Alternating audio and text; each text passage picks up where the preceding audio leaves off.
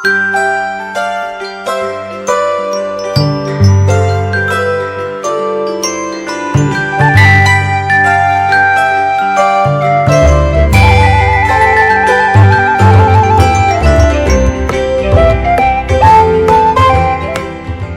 pagi sahabat-sahabat GPIB dimanapun saudara berada.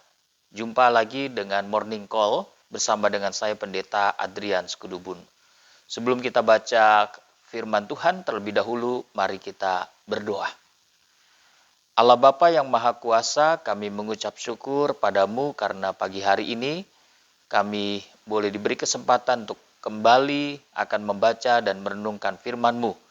Tolonglah kami dengan kuasa Roh Kudus-Mu, agar kami bisa paham dan mengerti firman-Mu yang menjadi bekal dalam perjalanan kehidupan kami, khususnya sepanjang hari ini. Mari Tuhan, berbicaralah, kami siap mendengarkan firman-Mu. Dalam nama Tuhan Yesus kami berdoa. Amin.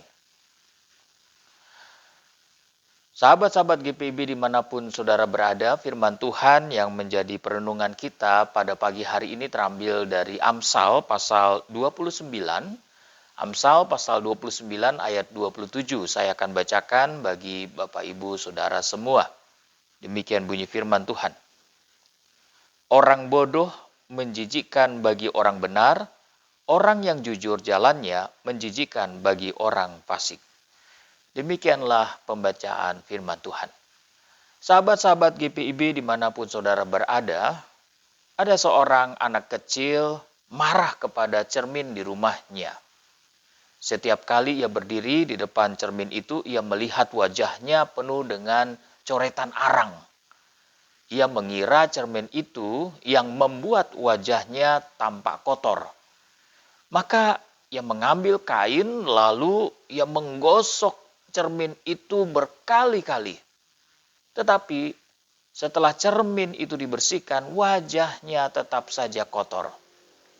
Lalu ibu dari anak ini mendekat dan berkata kepada anak tersebut, "Nak, yang perlu dibersihkan itu bukan cerminnya, tetapi wajahmu."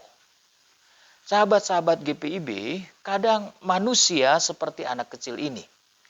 Ketika kebenaran memperlihatkan kesalahan kita, kita lebih mudah marah kepada kebenaran itu daripada membenahi diri. Ketika kejujuran orang lain membuat dosa kita nampak kelihatan dengan jelas, kita lebih mudah membenci orang jujur daripada mengakui kesalahan. Dan inilah yang mau dikatakan dalam pembacaan kita pada hari ini.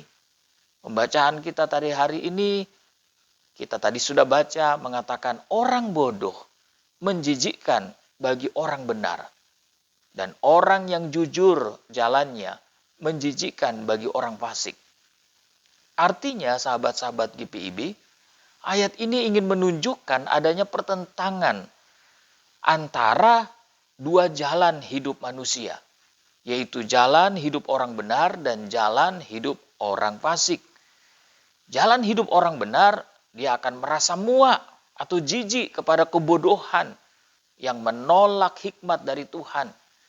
Dan sebaliknya, jalan hidup orang fasik akan selalu merasa tidak nyaman ketika melihat orang yang hidupnya jujur, orang yang hidupnya benar. Bagi orang fasik, kejujuran terasa mengganggu, sebab kejujuran menjadi seperti cermin yang memperlihatkan dusta, kemunafikan, dan jalan hidup yang bengkok.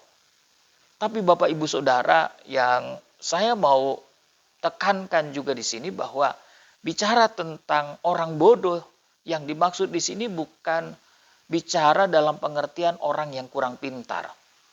Tetapi dalam konteksnya orang bodoh yang dimaksud adalah orang yang menolak didikan, orang yang mengabaikan teguran, dan orang yang memilih jalannya sendiri tanpa takut akan Tuhan. Ia tidak suka dinasihati, ia tidak suka dikoreksi, ia menutup telinga akan hikmat Tuhan dan mau berjalan menurut keinginannya sendiri. Ia sebetulnya tahu mana yang benar tetapi milih jalan yang salah. Tetapi sebaliknya orang yang benar adalah orang yang berjalan dengan hati yang terbuka di hadapan Tuhan, Ia memang tidak sempurna, tetapi ia mau dibentuk oleh Tuhan.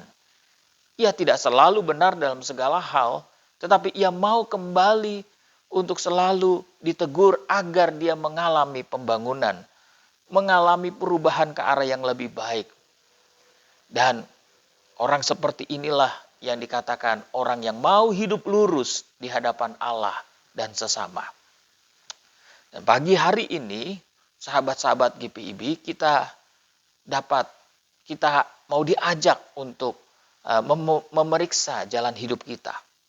Apakah kita sedang berjalan dalam jalan hidup orang benar atau jalan hidup orang fasik? Jangan-jangan saat ini kita sedang berada pada jalan hidup orang fasik. Kalau kita berada pada jalan itu, mari kita merendahkan diri dan kita memberi diri untuk dikoreksi. Terbukalah jika ada orang yang menunjukkan jalan yang benar kepada kita.